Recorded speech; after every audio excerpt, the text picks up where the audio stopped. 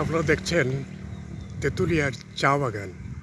যতদূর চোখ যাচ্ছে ততদূর শুধু চায়ের বাগান।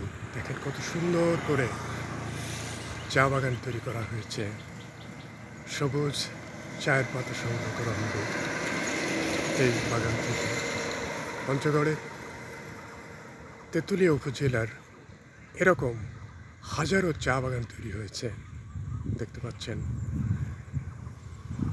চা রপ্তানিতে বাংলাদেশ শীর্ষে, আর এই চায়ের অধিকাংশ যদিও সিলেট থেকে আসে, তারপরেও নতুন করে এই পঞ্চগড়ের তেঁতুলিয়ায় অনেকগুলো চা বাগান তৈরি হয়েছে। তার একটি আপনারা দেখতে পাচ্ছেন। যতদূর চোখ যাচ্ছে শুধু চায়ের গাছ, চা বাগান। যদি একটু কাছে যেয়ে আপনাদেরকে দেখাই, দেখেন কত চমৎকার চা পাতাগুলো, কত সুন্দর করে সাজানো। আসলে এটাও একটা শিল্প। চা উৎপাদন, চায়ের গাছ এত সুন্দর করে সমান করে দেওয়া আছে।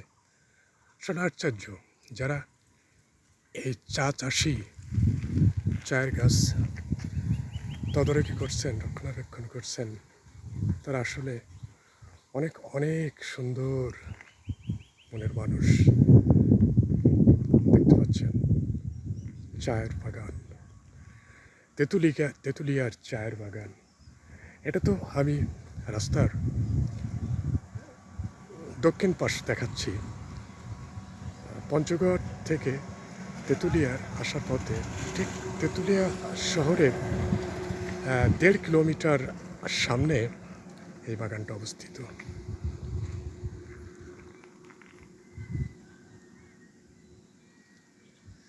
তেঁতুলিয়ার চা বাগান থেকে সবাইকে ধন্যবাদ জানাচ্ছি ভিডিওটা দেখার জন্য।